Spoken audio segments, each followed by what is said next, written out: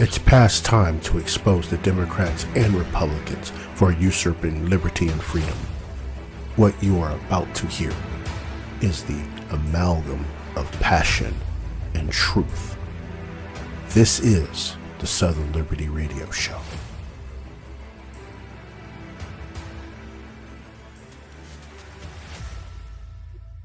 Evening. Welcome to this lovely episode of Southern Liberty.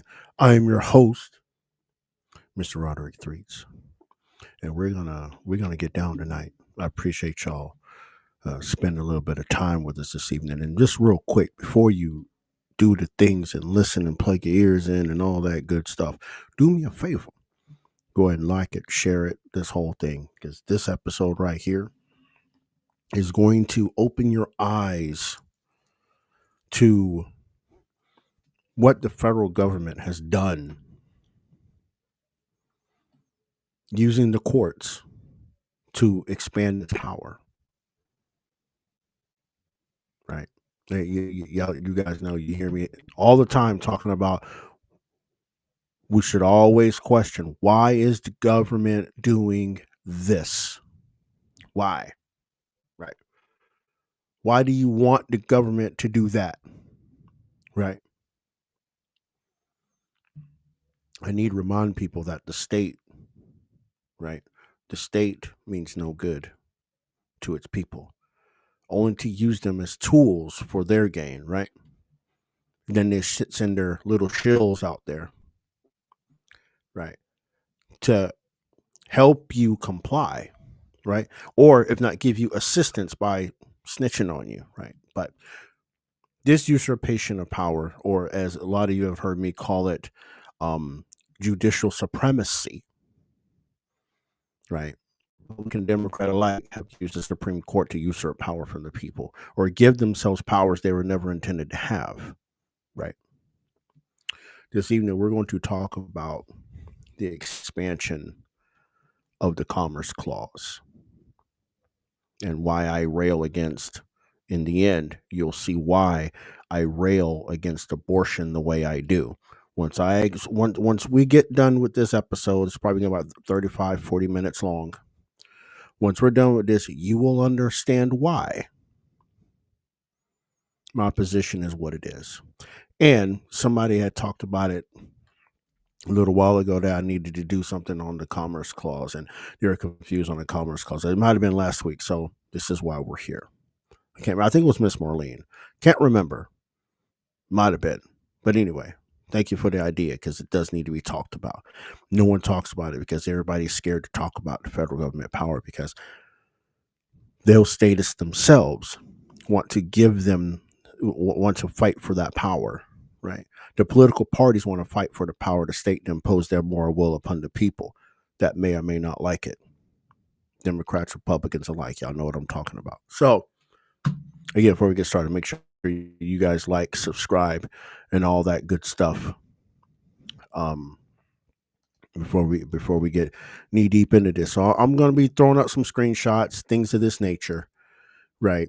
They kind of give you an idea of what cases to look for, write them down, screenshot them, whatever the case may be, right? But before we start out, I want to remember, I want to inform everybody not to forget that our lovely United States Constitution was written in the King's English. So words meant something different back then, and they used it to twist it to take power away from the people or give themselves a power they were never intended to have in the first place, or pull one out of thin air and hit you with it, right? So this Commerce Clause, okay, is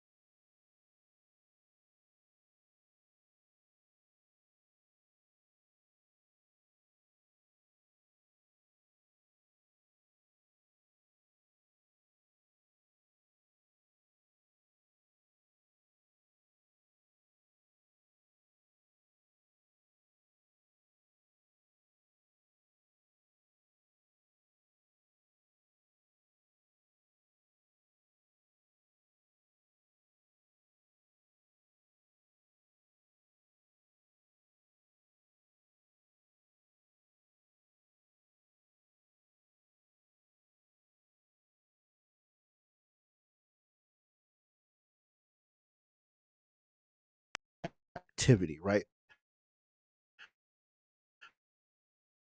From business dealings to services to what else? Production, even right. That shift in language, right, gave courts the space to interpret this commerce clause more broadly than from what the framers intended. Now, let's go to the other. Let's add another word to this, right? Regulate, right? Regulate meant to make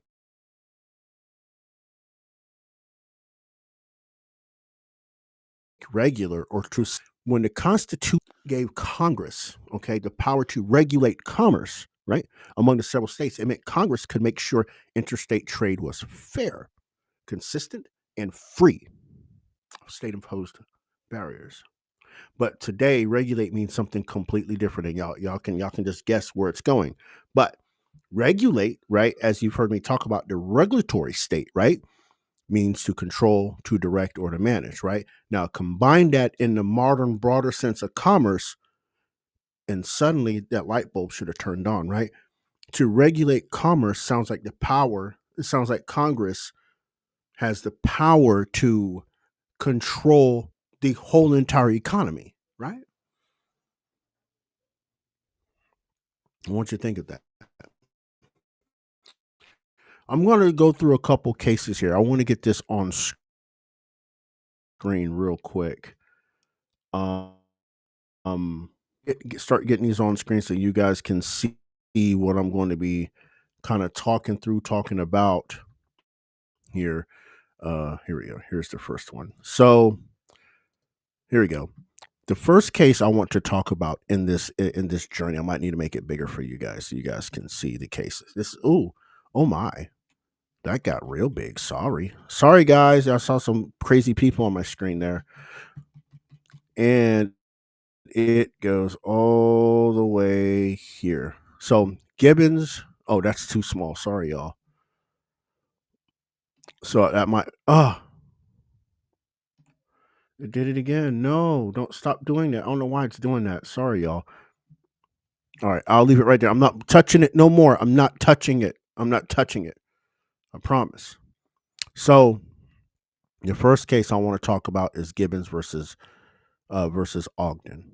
Okay, and in this particular case, the question, right? Well, the primary holder was a Commerce Clause gave Congress the authority over interstate navigation. Now you're thinking navigation, right? So let's talk about this a second, right? Seeking a monopoly over navigation on the waters throughout the U.S., Robert Livingston and Robert Fulton secured exclusive privileges to the waters in New York for a period of 20 years, as well as the lower Mississippi River. Aaron Ogden and other competitors tried to forestall the monopoly, but Livingston and Fulton largely succeeded in selling franchises or buying boats of competitors. Ogden formed a partnership with Thomas Gibbons, but this fell apart after 3 years when Gibbons operated another steamboat on the route in New York that belonged to Ogden. Right? So when Ogden brought in action against Gibbons in New York State Court, he received a permanent injunction. The court rejected an argument by famous lawyer Daniel Webster and on behalf of Gibbons, which asserted that the U.S. Congress controlled interstate commerce. That case became one of the several reviewed by the Supreme Court that concerned the proper interpretation of the Commerce Clause in Article 1, Section 8. Now, here's what's interesting. In the holding, right, in the holding, Chief Justice Marshall, he just flat out, he you see it right there. Commerce undoubtedly is traffic, but it's something more. It is intercourse. It is described the commercial. I wonder if y'all hear what he's saying here, right? He also goes on to say that the power, right, Congress's power to regulate is complete in itself, may be exercised to its utmost extent and acknowledges no limitations other than what's prescribed in the Constitution. So this we see the first flex, right? 1824, right? The first flex of the court determining how to regulate commerce, right? The next case I want to bring to your attention in this expansion. Let me see if I can find the correct tab here. There we go. Boom. ALA Schechter Poultry Company. This case, let me go back up. This case was decided in 1935. And this case in particular said Congress cannot delegate its authority to the executive branch, right? Furthermore, in this case, right, Chief Justice Hughes wrote in the opinion the transactions in question are interstate in character, and their effect upon interstate commerce is indirect. Such an effect is not enough to justify federal regulation. So, in this case, the court basically said that Congress cannot reach every local activity. Commerce must actually cross state lines. Okay. Now, here's where it starts getting interesting. Let me flip tabs on you guys here. NLRB versus V. Jones and Laughlin Steel Corporation, right? And before I get to the nitty gritty, right? The holding in this case was Congress has the authority to regulate interstate activities that significantly affect interstate commerce directly or indirectly, right? And I have it highlighted here. Here we go, right here. They say in part of the opinion, the congressional authority to protect interstate commerce from burdens and obstructions is not limited to transactions which can be deemed to be an essential part of a flow of such commerce. Also, in number 7, although activities may be interstate in character when separately considered, if they have such a close and substantial relation to interstate commerce that their control is essential or appropriate to protect that commerce from burdens and obstructions, Congress has the power to exercise that control. So, out of this case, right, there's a doctrine called the substantial effects doctrine, which basically says local labor disputes could fall, right? I'm just giving an example. Local labor disputes could fall within Congress's reach if it impacts the national economy, aka auto worker unions. You follow me, right? UAW, AFL-CIO. This is why these unions are so strong, right? I want y'all to keep that in mind. There's another case I need to pull up. I'm sorry, I'm kind of getting behind here. I want to bring it up real quick because this one here is very, very, very, very important. Right? Wickard versus Filburn. Wickard versus Filburn. And y'all can see the primary holding in Wickard. An activity does not need to have a direct effect on interstate commerce to fall within the commerce power, as long as the effect is substantial and economic. This is a wheat farmer, right? Let's look at this. I want y'all to read. I want y'all to kind of listen to this and kind of read with me if you can, whatever, right? Because you're going to see something here, and something should click, right, to what's going on today when we talk about the Commerce Clause. If not, we will bring it up. I will bring it up, right? So, a farmer in Ohio, Roscoe Filburn, produced a greater quantity of wheat than what Congress had allowed under the Agricultural Adjustment Act. Remember, Commerce Clause, right? They give them that power, right? The 1938 law sought to stabilize the price of wheat in the national economy by limiting the quantity of wheat that each farmer could produce, which was achieved by restricting the amount of land that each farmer could use for wheat. The broader economic context was that wheat prices were unstable throughout the world and in turn harming American agriculture. Okay. Filburn used 23 acres to produce wheat, approximately doubled what he was allotted.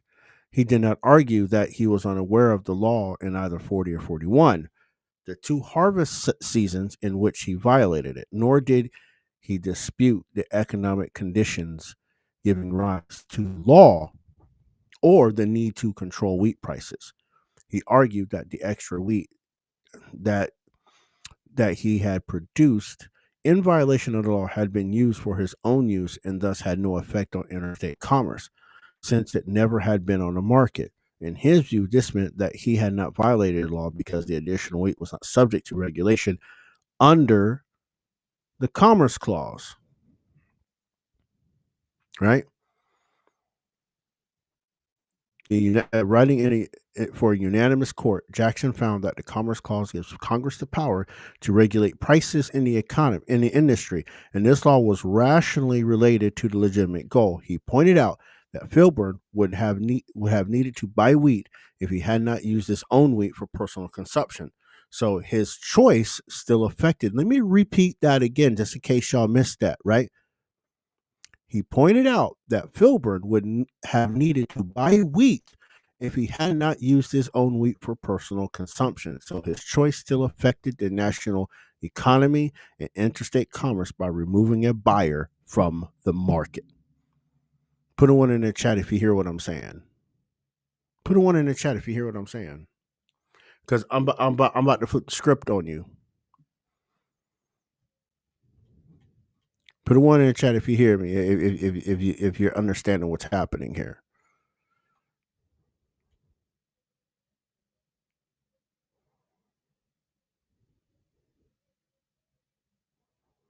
Okay, is the chat running slow? What are we doing here? Okay. Wow. That's unusual. Okay, so watch this. Let's change wheat into guns. Let's change this guy's wheat into guns, right? Let's say you have Taurus. Let's just use Taurus, right? Taurus firearms, right? Taurus firearms, the government said you can only produce 2380 pistols, right? Government said you can only produce 2380 pistols because if you produce any more, it will affect the market, right? But imagine Taurus making 40, right? Imagine Taurus making 40 pistols and they're keeping 20 for themselves. If, y'all hear me now, right? You hear what I'm saying, right? I hope y'all hear what I'm saying. It doesn't matter what the product is. Insert whatever product you want. If it will affect interstate commerce or affect the national economy, you're going to get hit. This is how this case right here, I want people to understand this. This case right here gave the federal government everything it needed to regulate firearms. They said, right, the Second Amendment says shall not be infringed. No, we're not going to infringe upon the Second Amendment itself. What we are going to do is regulate the firearms on how they're sold and made and how many they can make. Y'all hear what I'm saying, right? This is how they're able to write legislation banning certain firearms. Because of this case right here. This case right here. And again, take out wheat. Put whatever product you want in there. Could be one of these things to hold up your cell phones. Right? Because now watch this. Back to the tourist example, right? Let's take the tourist firearms for example, right? And let's say they made the 40, they're only allowed to make 20 because anything more than that affects national economy, right? Remember, right? Mr. Filburn, right? He kept them for himself. He didn't buy the wheat, right? In this case, Taurus didn't put the other 20 guns on the market. He kept them for himself, but they did not purchase the firearms they made, hence taking a buyer off the market. This is how the federal government is able to regulate firearms, right? That's how, because it's commerce. A gun manufacturer, right? It's commerce,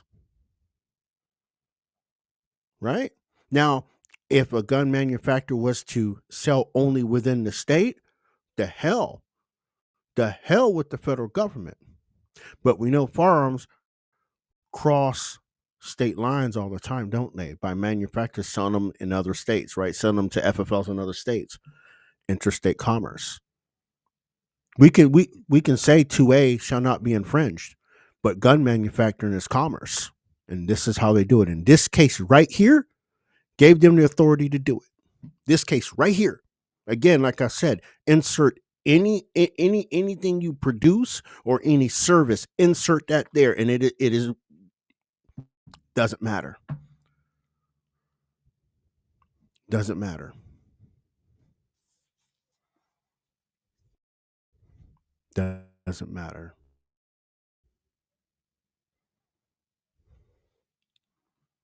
This was the linchpin of what we're seeing the infringement on our rights, right? And furthermore, in Wickard versus Filburn, right? They talked about Filburn's private wheat, and it says the appellee's own contribution to the demand for wheat may be trivial, is not enough to remove him from the scope of federal regulation where taken together with that of many others similarly situated, it is far from trivial, right? Right? So, as I explained, right, and I use firearms because that strikes people a bit more, right? Commerce became not just buying and selling, but even personal consumption that may affect the market in aggregate. That's what they did. Hmm? Again, apply firearms to that. It's the same. It's the same thing because it's commerce, right? There's another case here I want to bring up. Right after civil rights. Let me see if I can get it here in just the.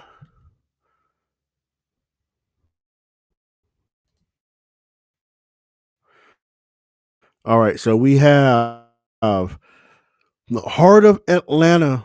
If you understood the Wickard one, this one is going to get your goat too, right?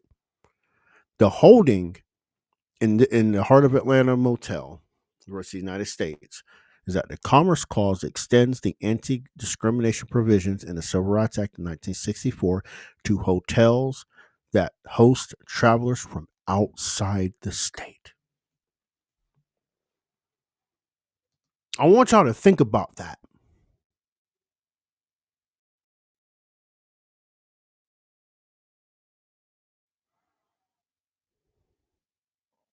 Discrimination provisions in the Civil Rights Act of 1964 to hotels that host travelers from outside the state. Right? Here's what's crazy. And on the surface, right? On the surface, right?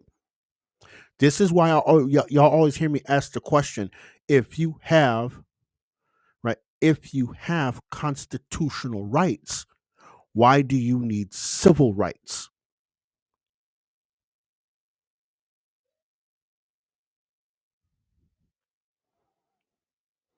This case put people into commerce. Your body, your living body, put your body into commerce in this regard. Now that should click before I get too far ahead. That should click when I talk about, right? When I talk about the abortion argument, right? How we shouldn't have a law for it against it because it puts the body in commerce. You see this, right? You see this, right? Y'all see this, right? This is what the courts have been doing to us for at this point 120 years, right? And in this case in particular, right? This is the Clark court, right? He wrote that if it's interstate commerce that feels the pinch, it does not matter how the local operation which applies the squeeze, right? So, in other words, refusing black travelers at a hotel was not just discrimination, it was an obstruction of interstate commerce. Y'all hear what I'm telling you, right?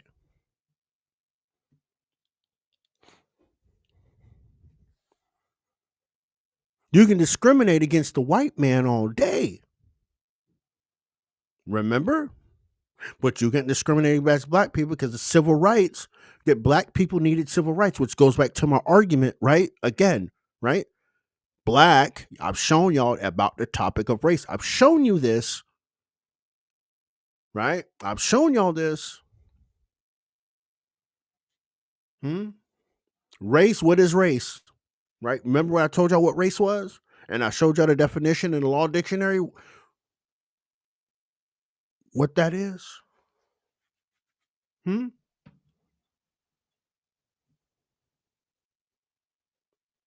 Remember I showed y'all that black is the only category about the topic of race used by the census that has a racial group attached to it. Everybody else has origins in the original peoples, right? Remember that? Remember that? But black people needed civil rights. And once black people got civil rights, their money was something, right? Their money is something, right? And by discriminating against black people that may have a little bit of change when they cross over state lines, you're interfering with interstate commerce, right? Now watch this, right? The hotel provides a service, right? And remember, if we go back, right, a service is now part of commerce, and Congress can regulate it. So now not only the money is speaking, but people are put into commerce.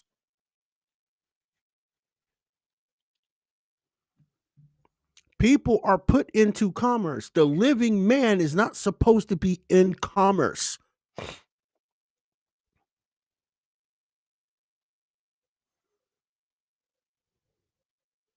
This is what this, I want y'all to understand that. When I present y'all with my abortion argument, right? When I produced that, now it's clicking, right? I know it's clicking.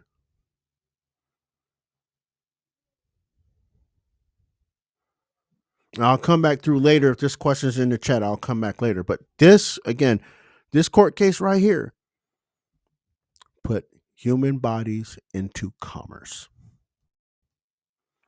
particularly quote unquote self-identifying black people. Oh, it gets better. It gets better. There's a few more. We're not done yet, people. Oh, we're far from done. We are far from done. Jamie's got a gun, baby.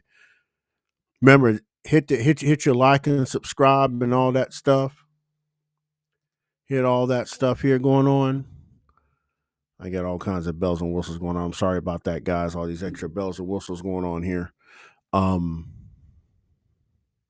need to close that one out for sure. So the next case I want to bring up is Katzenbach versus McClung, right? And in this particular case, Ollie's Barbecue, right? The court again stressed that the broad reach of the commerce power, right? And they said the power of Congress to promote, this is right in the holding, the power of Congress to promote interstate commerce also includes the power to regulate the local incidents thereof, which might have a substantial and harmful effect upon that commerce, right? Remember, right, when we're remember when we talked about NLRB versus Jones and Laughlin Steele, the substantive effects doctrine? This is what they applied to the Katzenberg McClung case, right? Basically, bringing now what this case did was actually bring federal law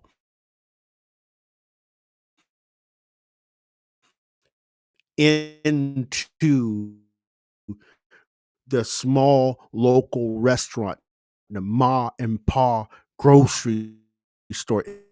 Just whoop, just invited it right on in, right?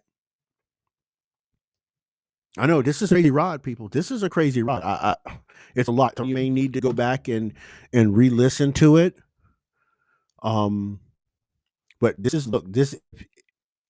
If I can't stress enough about judicial supremacy, this is judicial supremacy on another level. And you can, again, right, look at the holding in this case, right? Federal laws like Civil Rights Act 64 apply not only to restaurants that serve interstate travelers, but also to restaurants that use food that has traveled in interstate commerce, which must provide fully equal access to African Americans. Again, I can't stress this enough.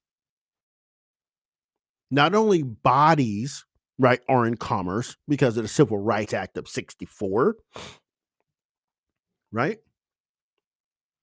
But any food that crosses state lines, like let's say your food distributor is say here is in Georgia, up in Waycross, Georgia.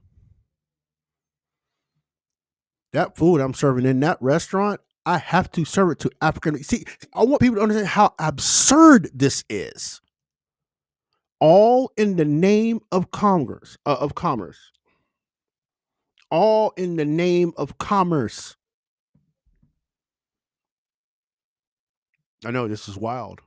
This is wild. This is really wild, and I'm glad someone brought the idea to me, per se, not to me directly, but here's another one we're we're gonna get into too. Y'all remember this one from '95, don't y'all? On my gun, right? And in this holding, right?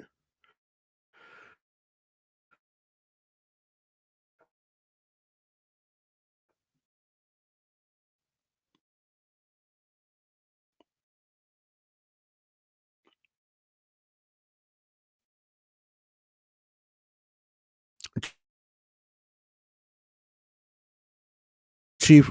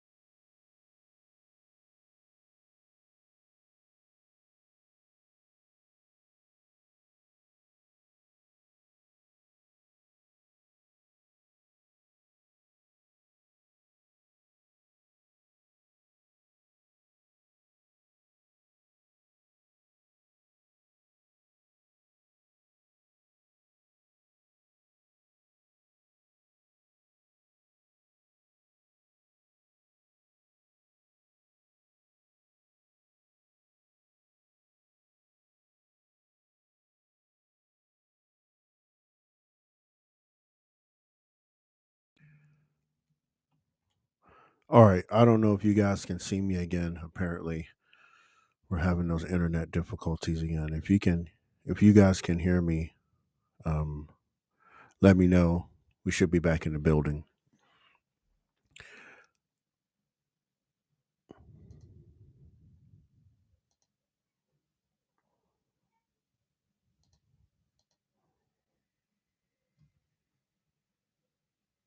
Yep. Trouble in paradise. That's exactly how I feel right now, like clockwork. So we talked about Lopez and how they created the gun-free zone around the gun possession, this, that, and the third. But the other case I want to bring up is Gonzalez versus Raish. Okay, and you can see in the holding, right? Let me make it bigger so you guys can see it, and hopefully we don't get cut off again. State laws permitting medical use of marijuana do not prevent Congress from prohibiting its use for any purpose in those states under the Commerce Clause, right? So in Raish, right, Justice Stevens, said, he echoed basically what was in Wickard. When Congress decides that the total incidence of a practice poses a threat to a national market, it may regulate the entire class. So even local medical marijuana grown for personal use was swept into the Commerce Clause with this case. See, again, right? Going back to Wickard, right? Going back to the wheat, right? Remember when I said take out wheat, throw something in there, throw something else in there, apricots or alfalfa or canola. It's the same thing, right? It's the exact same thing, even down to your personal use, right? Remember the personal use he skimmed off the top for his own personal use? It's still affected by the commerce power, right? And one last case that was actually just recently.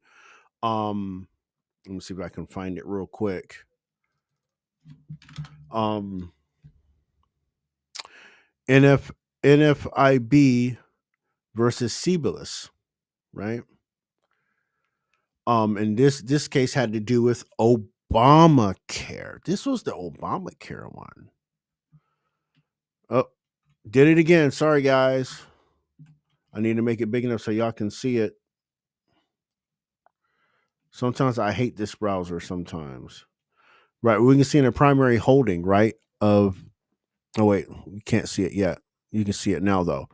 And the holding in NFIB versus CBS, the holding in the case was the way in which the Affordable Care Act expanded Medicaid was unconstitutional because it conditioned the eligibility of states to receive Medicaid funds on whether they participated in the expansion. However, the spending power validates the individual health insurance mandate in the same law, right? So in as part of this case, Justice Roberts, right, he drew a new boundary. Again, judicial supremacy, right? He says the power to regulate commerce presupposes the existence of commercial activity to be regulated. It does not authorize the creation of commerce. So in other words, Congress could tax people for not buying health insurance, but it could not call that a regulation of commerce. And that's what they did, right? They tried to use the ACA. And if you didn't get the health insurance, right, they tried to say it was a tax, right, on not participating in the commerce, right? You hear what I'm saying, right? This is why that penalty, right? And that's why that penalty went away almost immediately, right? That penalty went, bye, see you, Felicia, right? Because healthcare is not commerce. You can't create the insurance market is a private market.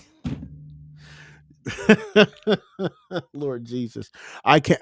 You see it in front of your face for what it is, right? You see it in front of your face. I'm gonna go back here. I'm gonna go back through the.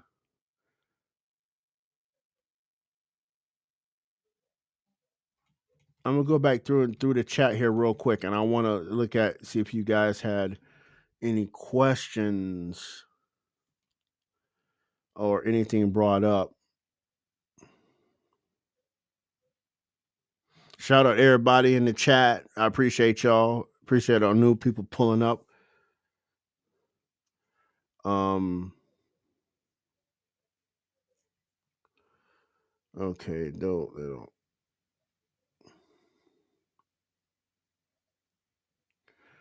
Okay, I'm going through the chat. If you got any questions, drop them in there right now as I'm scrolling through.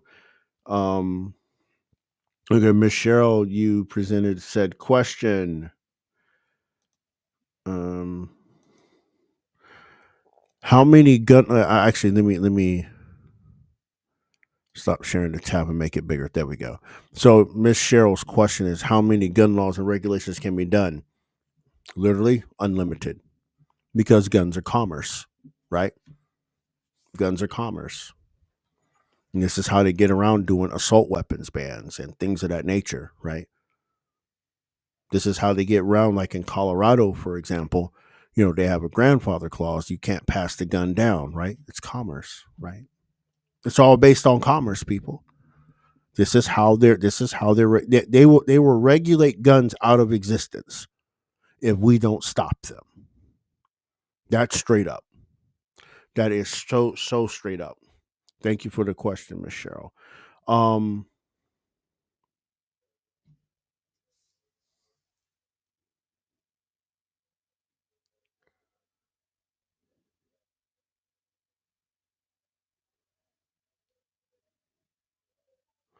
let's see. Um, any other questions floating around? The Green Book. I'm trying to think what I was talking about at that time about the Green Book. Okay. So Justin's question, I know where this one came from. So white people already had civil rights and didn't need them. White people didn't need civil rights, right? They had their whole fledged constitutional rights, right?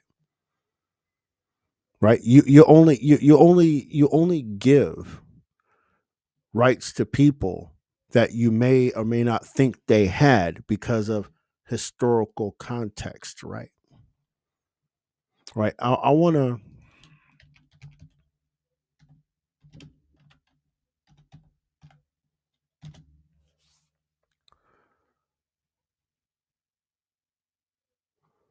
hold on. I want to.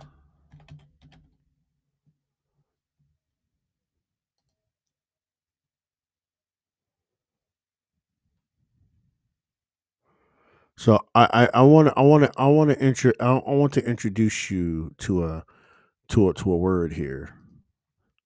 This is the I didn't want I'm not going to spend that much time on this one. This is for another discussion, but let me introduce you to civiliter mortis, and this is actually from the Law Dictionary. As you can probably let me remove the pen so you can see. Yeah, so this is from the Law Dictionary, right? Black's Law, second edition. Civiliter mortis means civilly dead, dead in the view of the law, the condition of one who has lost his civil rights and capacities and is accounted dead in law, aka when we just get, I don't want to get too sidebarred into this, right? But people that look like me were civiliter mortis. They were civilly dead, right? Remember, they were slaves, right? They were handed rights that was not bestowed upon them, right? Quote unquote white people, they were not civiliter mortis. They were part of society that had rights, right? They had to be given rights, right? People that look like me and even indentured servants had to be given rights, civiliter mortis, because they were dead in the eyes of the law because they were property. That's where that comes from. And if you follow that from there, this is why we have all these civil rights acts, because X, Y, and Z. Y'all are smart enough to figure that part out. That's where that lays into. I'm not going to get too deep into that, but this is where that come from. So again, right? If you are a people of a nation, and the Constitution that governs that nation, right? If you're born here according to the 14th Amendment, right? You are a United States citizen. no matter your skin tone, right? You have constitutional rights. And the people that are being discriminated against in the 20th century, very few of them still had connection to slavery. So why would you need civil rights if you came here from another nation or you are 2 or 3 generations removed from slavery, right? You had constitutional rights because you were born on the land, right?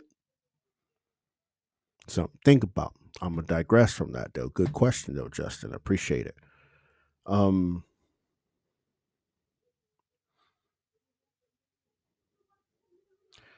Okay, so I'm trying to follow this question here by Michelle. They should have had all constitutional rights before civil issues and commerce became bodily property. Yeah, that's part of it. You're tracking it. You're tracking it, Michelle. Greatly appreciate it. Um, Michelle, another great question. Why did they make it this deep? Control, 100% control. Right, 100% control. Exactly what it is, right? And this is the two parties. It's the two parties doing this, even back then, right? Because if we remember, right, we only at the inception of this country, 1789, we only had two political parties. You had the Federalist and the Democrat Republican. You only had two parties. The Federalist kind of went to the wayside. Democrat Republican broke up, right? Jeffersonian Democrats, right, and the Republicans, right? But it's all about the control, right? Chisholm versus Georgia, right? It's all control, people. It's all control. And they expect you not to read this stuff. This is why you hear me loud and proud a lot of times like, you think the government should be doing that? If you do, please explain to me why an immoral object needs to control your life. 90% of the time, they can't tell you. Abortion industry using body parts. This right here, spot on right here, Miss Val. Abortion industry using body, yeah, exactly. Bodies in commerce. Yeah. But I'm the crazy one, right, y'all? I'm the crazy one. I'm the one that wants people to murder babies and all this stuff, and I'm like, it's deeper than that. It's deeper than that. And again, people, please understand, right? Even with my premise on abortion, right? The government, regardless, if you make that baby a person, they can say, we're going to rip that out of you and use the parts, and you can't say shit because you gave us the power to regulate what's inside your body and then tell you to fuck off at the same time. This is what people don't get. And it's deeper than the baby. They got you concentrated on the baby, but it's all about power. It's all about control. Look at the Heart of Atlanta case. If you got food that came across the border, and we're not talking about the southern border, we're talking about state border, you can't discriminate and not sell that or feed the people. I hope y'all getting it. I hope y'all are getting this.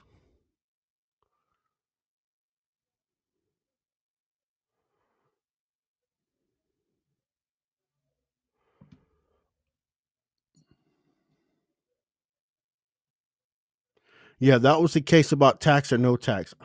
Oh, Miss Marlene.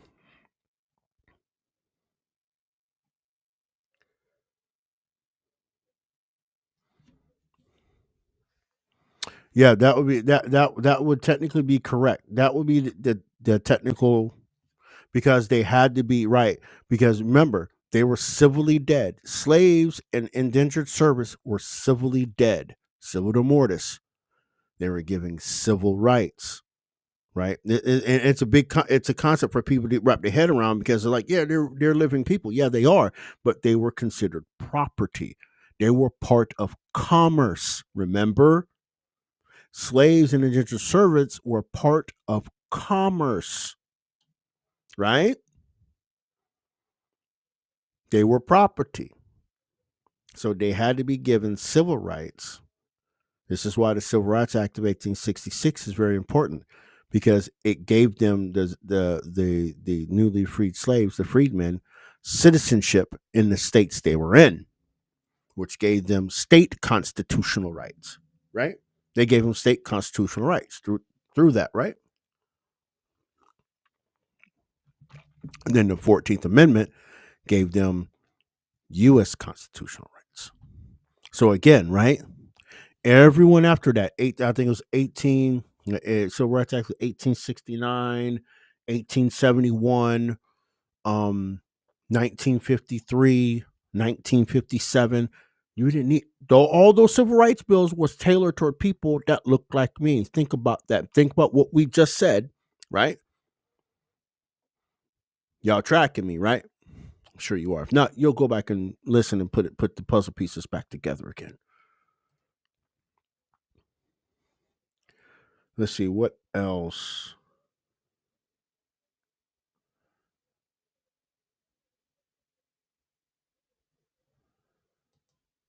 And this is a valid question. Let's list the ways they could control us if a woman's body is put into commerce.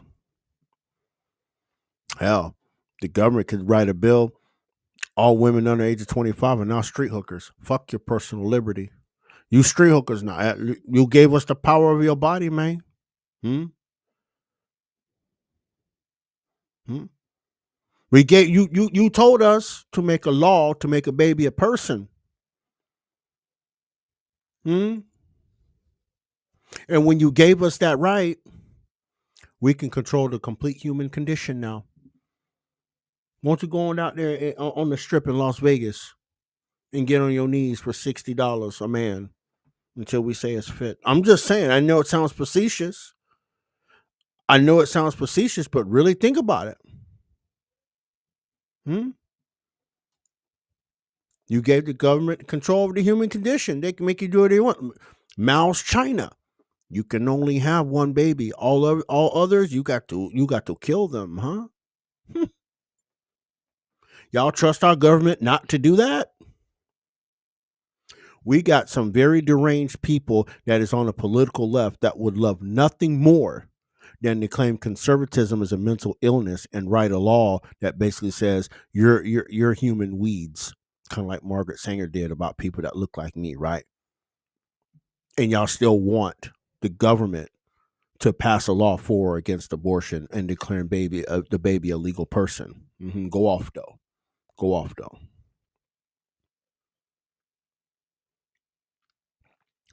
This is dangerous. This abortion debate is a dangerous precedent to be setting with government by default being immoral, right? It's the people that are in the halls of government that swing the levers the way they want. And there's some evil people out there. And you want to give them that power. To Justin's question, is prostitution commerce? Yes. 100%. It would be if it's legalized, it will be commerce. 100%. Yep. 100%. Because remember the commerce clause, right? If we go back, right, commerce, right, is either a product, a service, or a good, right? And prostitution is a service, right? There you go, brother.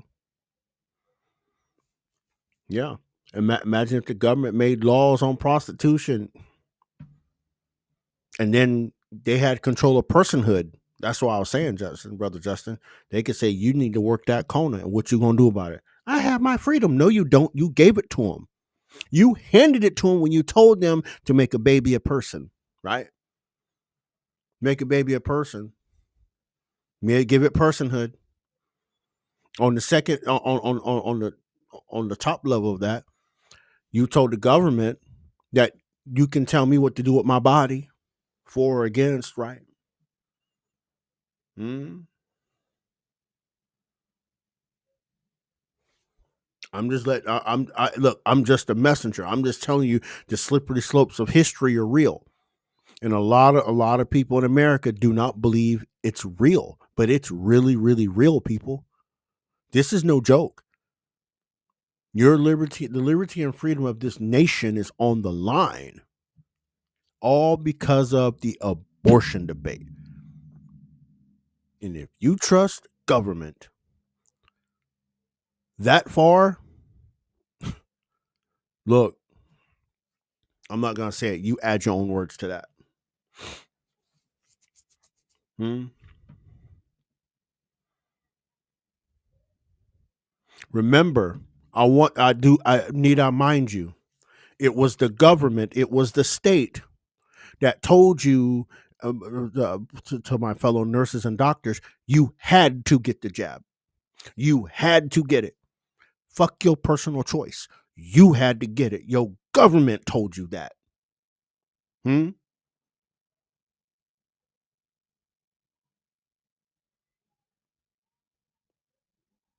Your government bribed you with burgers and fries to snitch on your neighbors, huh? You had to have a vaccine card to go into a restaurant in New York, huh? Hmm. Good point. Thank you for bringing up the Mann Act. Hmm? I did some research on the Mann Act today, which is because y'all know Diddy got 50 months in jail for his prostitution ring under the Mann Act, right? I find something quite interesting. I found something really interesting. Y'all ready? I need to double check my source real quick before I say it because I got to double check myself in real time. Um,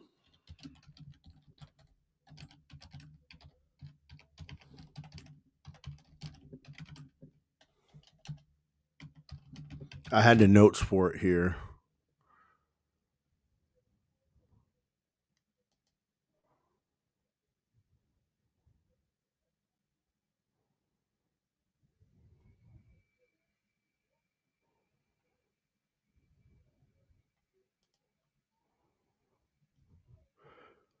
All right, so my source is right. There's only there's only a handful of white men that ever been convicted on the Mann Act. I want y'all to think about it. Everybody else has been convicted up to Diddy. Does look like me? Epstein should have been brought up on the Mann Act, right? Let's keep that 100. Epstein, Ghislaine Maxwell, Mann Act. No, because remember, the Mann Act is also called the it's the white woman slave act. Mm. Yeah, look it up straight up. Actually, let me bring it up real quick. I'll bring it up real quick just so you know. White Slave Traffic Act of 1910. Real talk. Let me see if I can bring it up real quick. I'll bring it up on Wiki. Screw it. I'll bring it up on Wiki. So I know that the Wiki is not gonna per se lie in that regard. I want you to see this for yourself. The Mann Act, yes, the Mann Act, right? White Slave Traffic Act of 1910. In its original form, the act made it a felony to engage in interstate or foreign commerce transporting of any woman or girl for the purpose of prostitution and debauchery or for any other immoral purpose. Watch this. Watch the next line.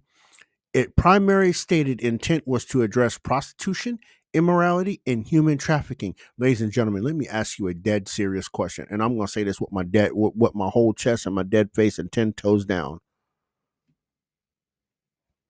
Isn't the federal government violating the Mann Act? Yeah, I said it. I said it completely out loud. I don't care. Is the federal government not violating the Mann Act themselves?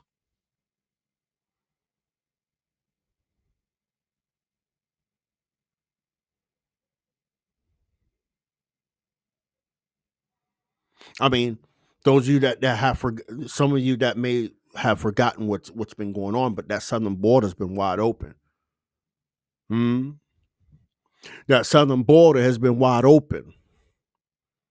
Children ending up in countries like Iceland. Hmm? Come on now. Hmm?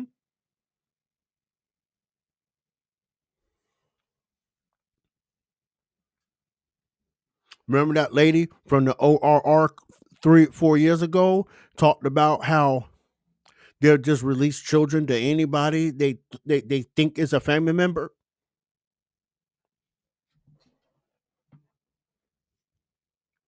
If I'm lying, stop me. If I am lying, stop me, please. The federal government even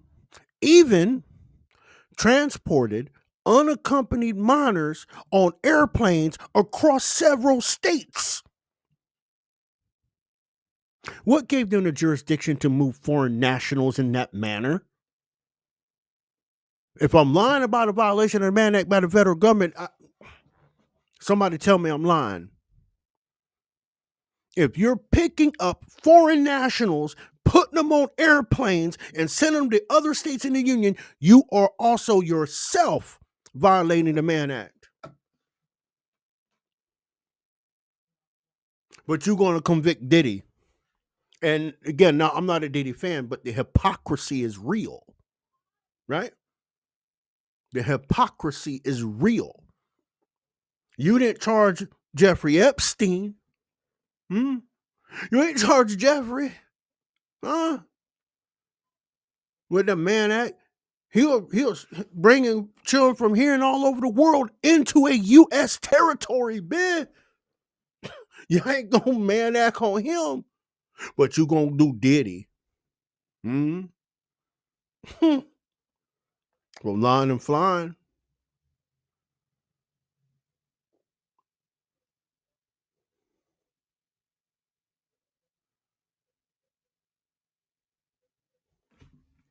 I'm just trying to tell you, right?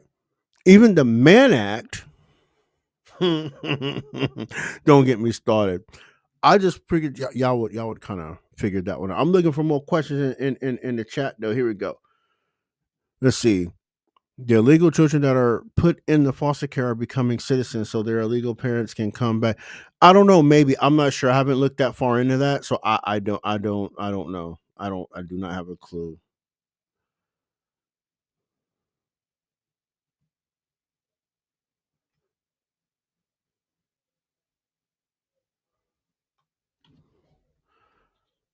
No, Diddy wasn't convicted with minors involved at all. It was all adults, but they convicted him under the Mann Act, right?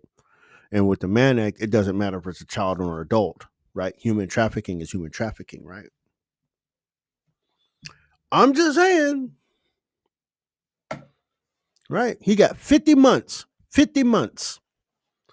50 months in Club Fed. I wouldn't be surprised if he's housed up here in Tallahassee.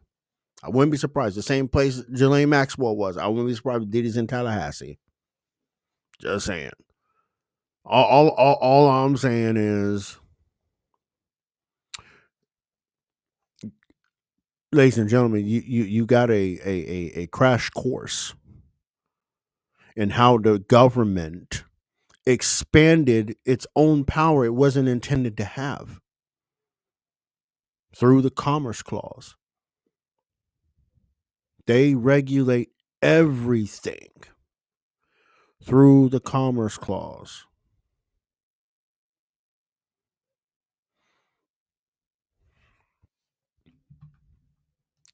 I hope y'all go back and watch this later, right?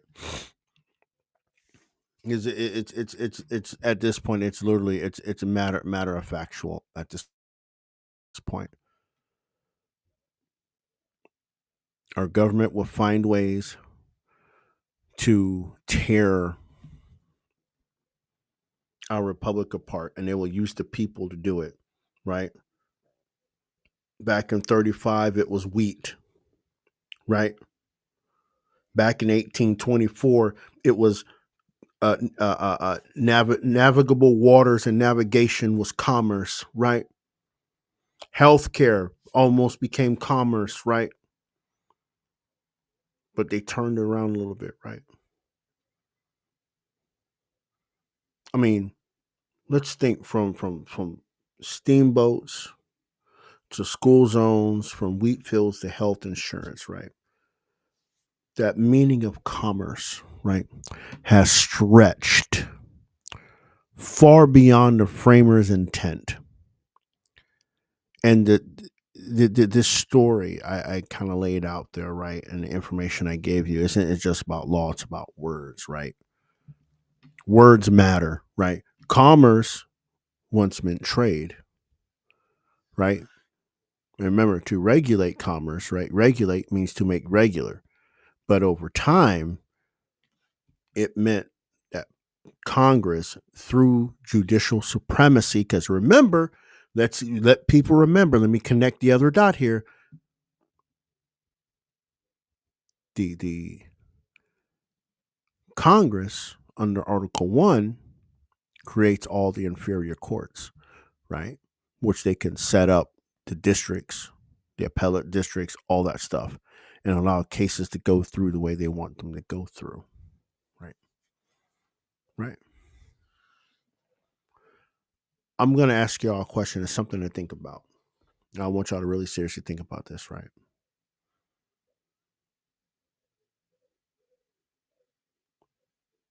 Where do we stop this federal freight train of usurpation? Where do we stop it? I have my ideas, but I'll keep those off air. How do we stop this power grab, this train of destruction, right? There's something for y'all to think about. That being said, hey, I appreciate y'all, and I love y'all 100%. Remember, have a great weekend. Do the things, and all that. Love your neighbors, love your family, but ultimately, in the end, you got to love yourself before you love anybody else. Till next time, peace and love, y'all.